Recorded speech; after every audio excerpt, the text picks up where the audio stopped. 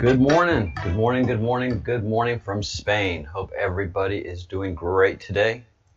It is a beautiful day here. Making some adjustments on the camera system. As you do live work, you realize there's always just a little bit of technical difficulties that are going to happen. And so you work through those things, and you guys aren't seeing the technical difficulties because of the Breadcrumbs Project's logo. And here we go. All right. Good morning, everyone. Lots of stuff happening. Q has been busy dropping things left and right. So we're going to take a look at those Q drops. And then we're going to look at our Q web that we've been studying. That's what we're doing in the mornings. And we're really going to focus on Satanism and how old and how entrenched it is. It's just something that we do not understand as normal human beings, as normies. So, good morning, everyone. Scott Adams, simultaneous slip.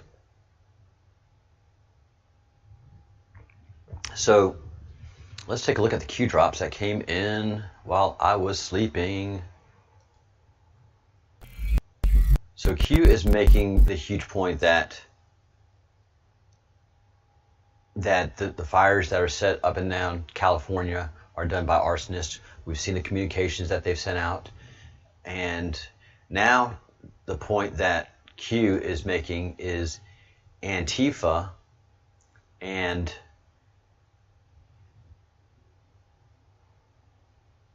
the ISIS, Islamic Jihad, are one. So Americans are over there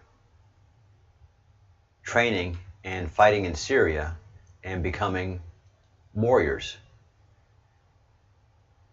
And Q is again making the point, know your enemy. And look at the absolute shocking similarities. Not shocking, I mean, it's the same playbook. The same playbook. So 1933's paramilitary wing of the Communist Party, which morphed into the Nationalist Socialist Party, and the 2017 paramilitary wing of the Democratic Party of America. Same logo, same motto, same name. It's so insane. It is so insane. And that the news is just not reporting this is amazing. The brainwashing that has happened to the country, to the United States of America. Look at that. Know your enemy.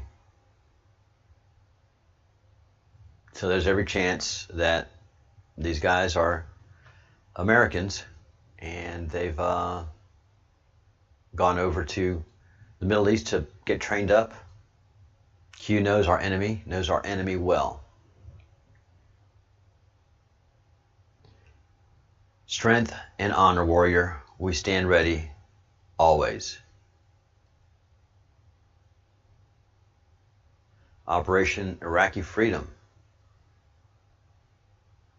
B2, Combined Task Force. 49th Ops Engineer stuck in the middle with you. Clowns to the left of me, clowns to the right. Wizards.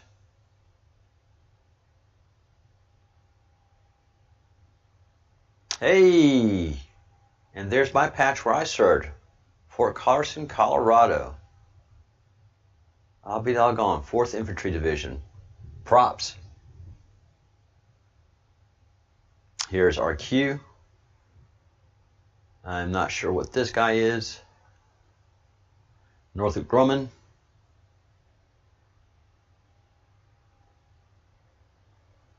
I'll have to find out who these guys are. All right, warrior. Those are some pretty impressive patches. This is this Q.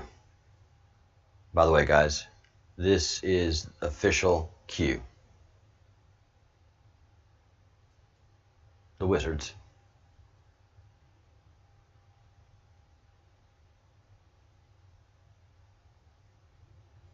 Now, this is interesting.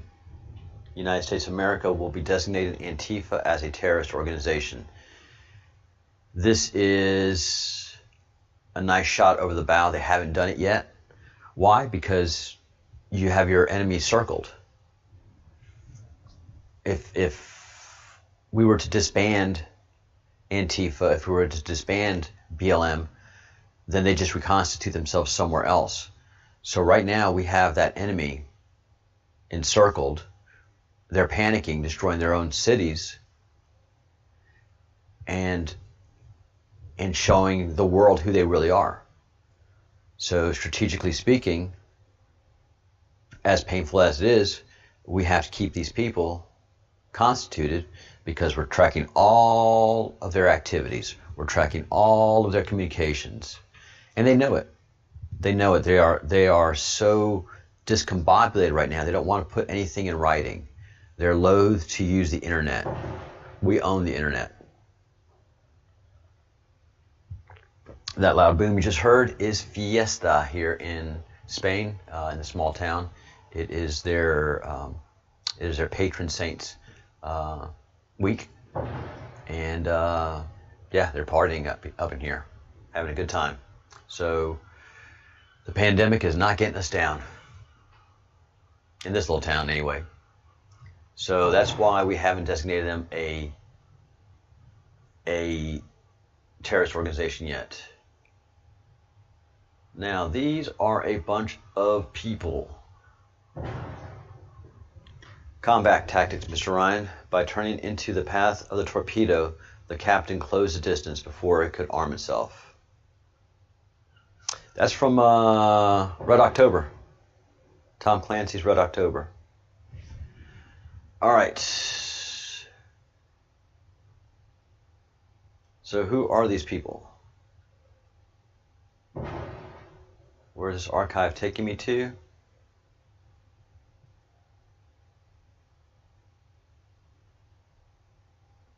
Nowhere.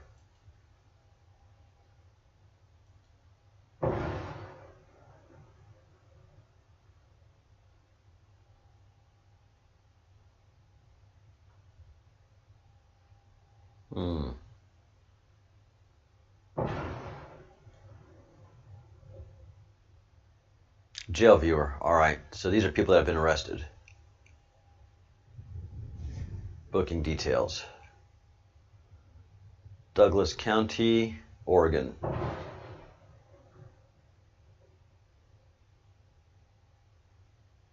Huh.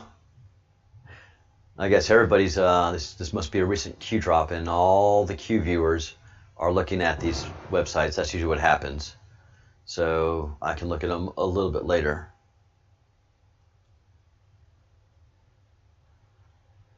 All right.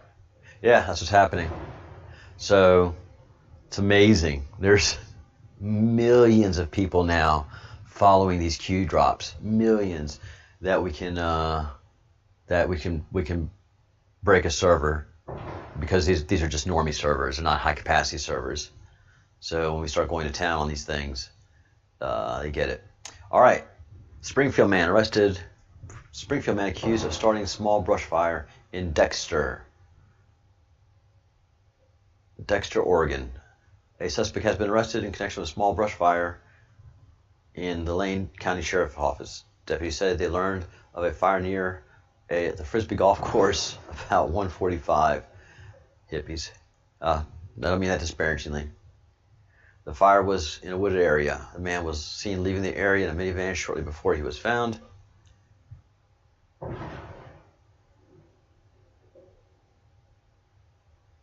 Deputies said the fire had potential to spread quickly and thanked community members who spotted the fire and put it out before it could hurt anyone.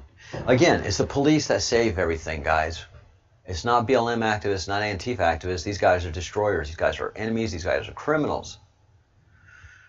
Oh, man. I mean, I'm glad we're the media now, but I wish the media would help.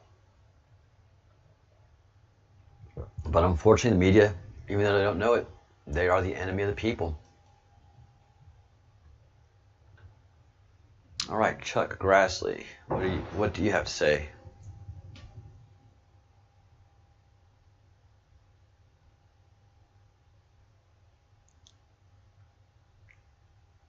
What do you have to say, Chuck Grassley, Senator?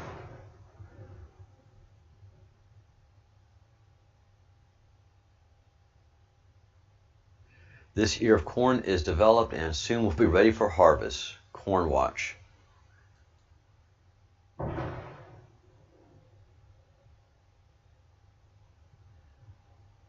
What are you saying, Senator Grassley?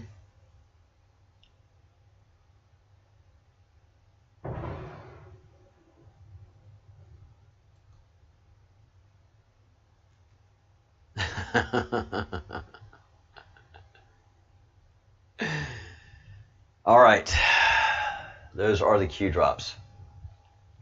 50 days of insanity. The biggest drop for me was drop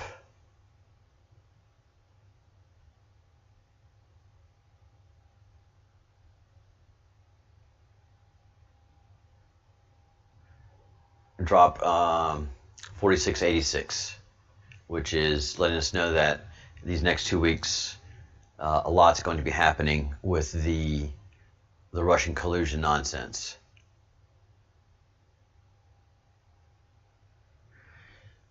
And this right here, long drop 4688, is just their playbook. It is their playbook that we have, and letting them know that we know that there's at least 5 more things that they're going to try to do to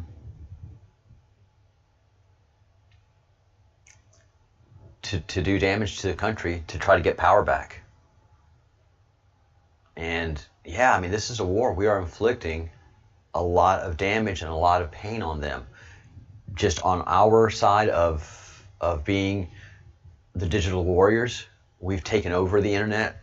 We don't mind communicating over the internet freely and without much fear anymore. All they can do is cancel us, but they're scared to death to communicate over the internet. They're scared to death to use the internet because the NSA sees everything. This is at campaign level for not only politics, but the campaign levels of BLM and Antifa in doing what they're doing. And this all pretty much ends up in 50 days. This will be the beginning of the end for them. Just to understand, this is Baroness Philippine de Rothschild, and she is always wearing some representation of Satanism. She is always wearing some representation of Satanism. This Satan head is horrific. It is absolutely horrific.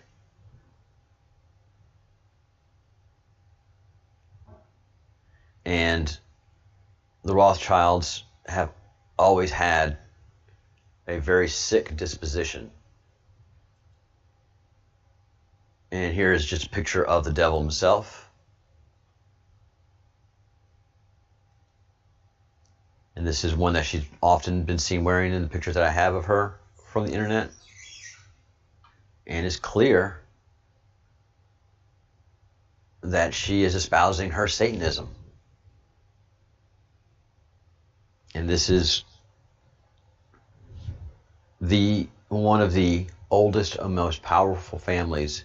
This is the most powerful family in the world. And she is the richest woman of the world. You think Oprah's got money? You don't have money like Rothschild money. And Rothschilds own all the banks in the world except China's, Russia's, and now the United States. And they are in deep, deep panic mode So all the talk about elite Satanism in the world is absolutely true. And it goes back to here.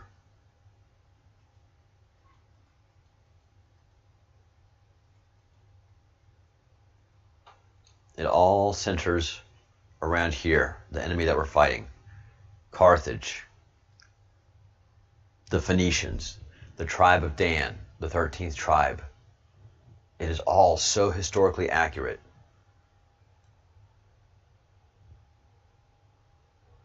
And they take something good and make it bad. They take something holy and make it unholy. Without a doubt, there was a strong Jesus movement, a strong Yeshua movement in Jerusalem. It was getting a lot of people's attention, both Jew and Gentile. And Jesus was ministering to Gentiles, but they were converting to Judaism. And Jesus, I will say, is the Son of Man, a Old Testament, biblical,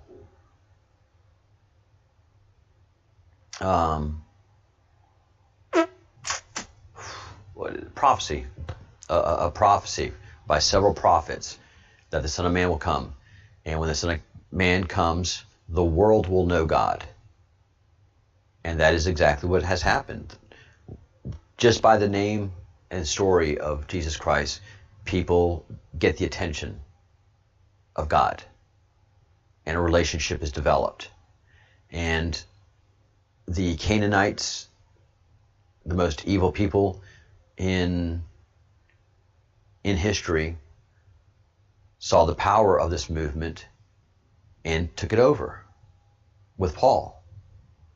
And they took a phrase that was very common with the Christians, with the antique Christians, and let's see if I can find the exact phrasing.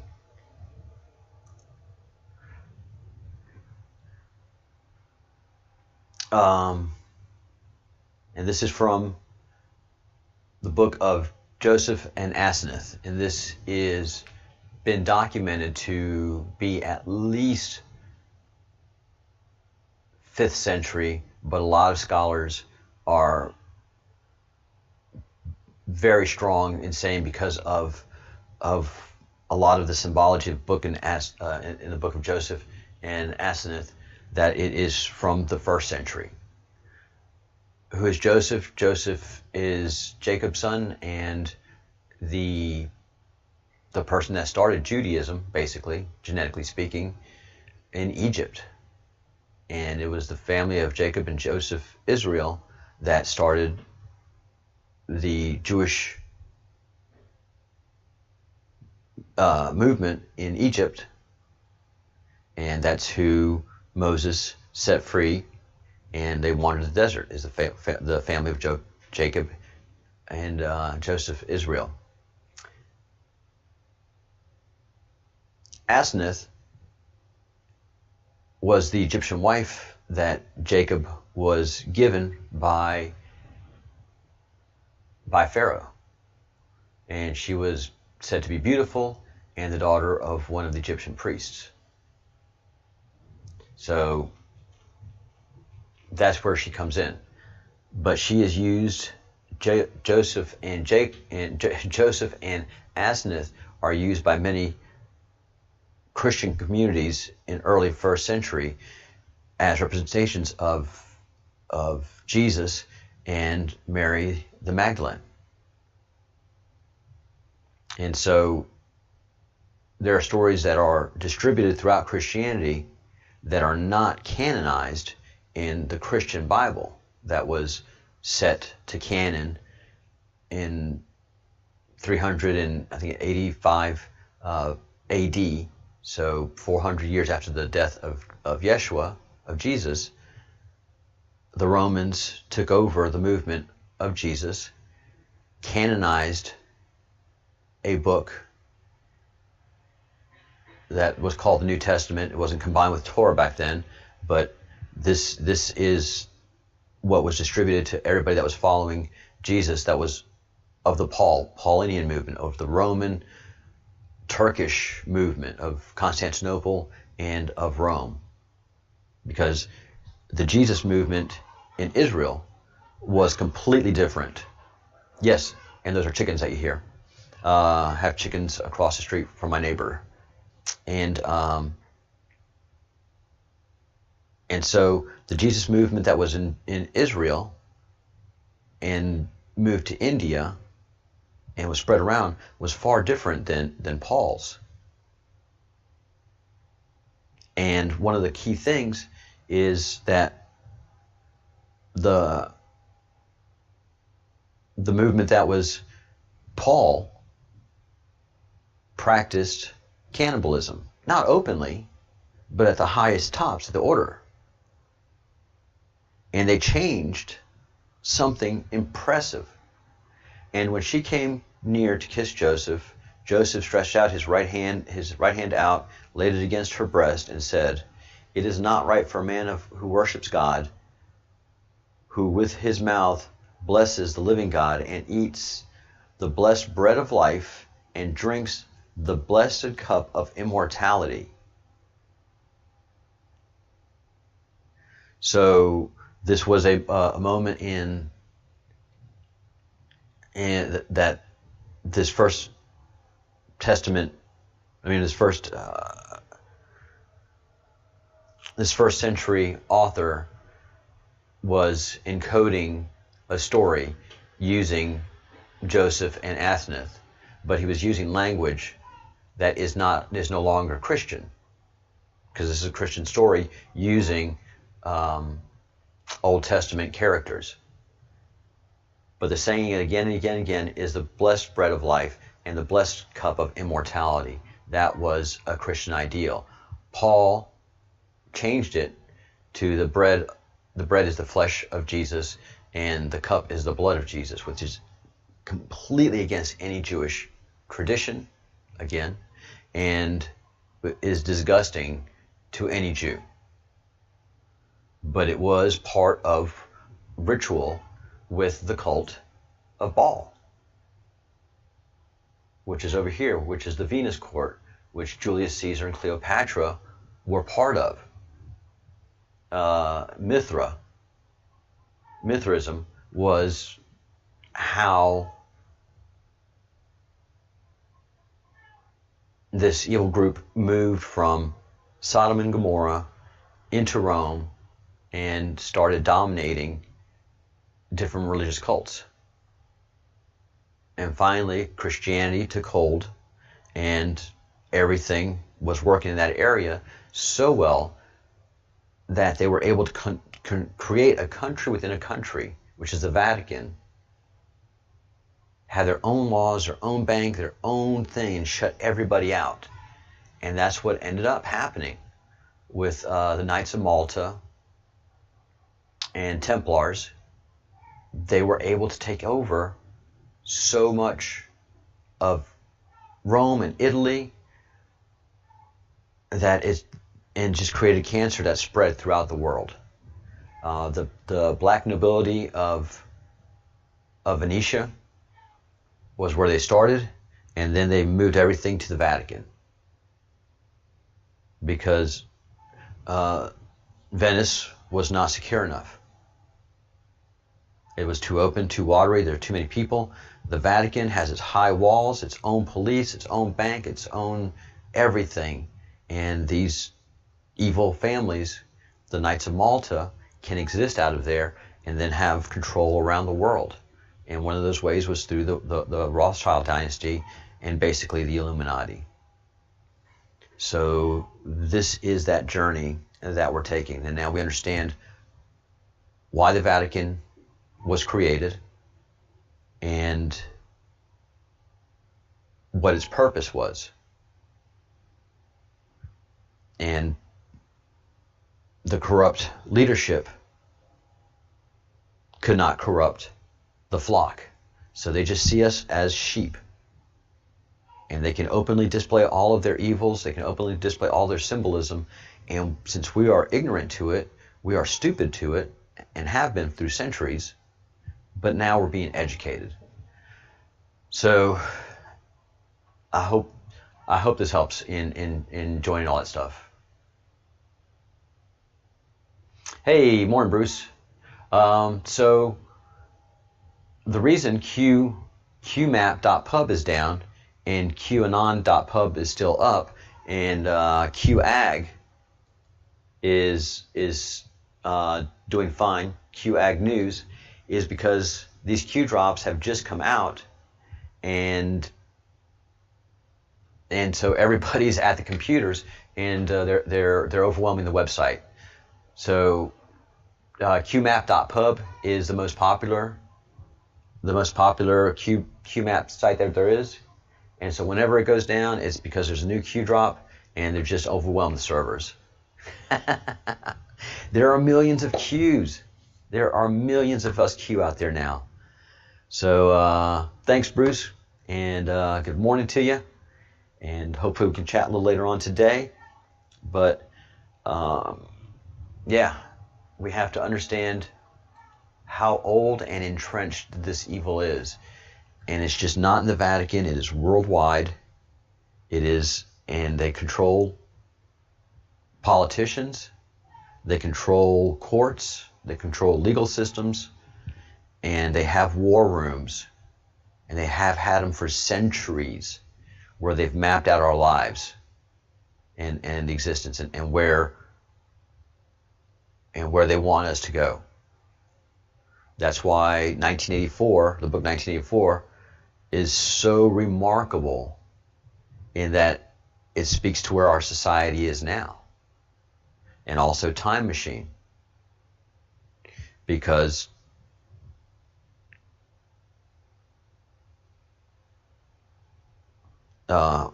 Orwell was part of one of these secret societies. George Orwell was connected to the Knights of Malta through one of his secret societies. So he was privy to what they were mapping out for the year 2000, basically. So they had 1984 was happening right now. They were 40 years off, but they still made it happen. They still made 1984 happen. But they were just 40 years off. It's nuts. That's how they were able to groom Barack Obama. That's how they were able to groom Bill Clinton. That's how they were able to groom the Bush family. Because they have they have us mapped out for centuries. What we're going to do, what they're going to do, and how they are going to do it. Yep. That is how this happens. Question is, did they let George Orwell write 1984? Not only did they let him, they encouraged him. They made sure they did it because they like to have this stuff out in the open with our eyes wide shut. So they made sure that George Orwell produced this book and that it became a bestseller. That and his Time Machine book. And they were just predicting what was going to happen. Not predicting, they were mapping out what was going to happen. Yeah, man, it is deep. All right, I will be seeing everybody in probably 5 or 6 hours. Got to do some work, and then I'll come on with breaking news, and then we'll have our 1 o'clock Eastern time regular show, talking about Q drops, old and new. And it's overwhelming. It is absolutely overwhelming to know all of this stuff. I can't imagine what it was like what it has been like for the National Security Agency and the national security heads who are read into these files. Mm-hmm. All right, guys.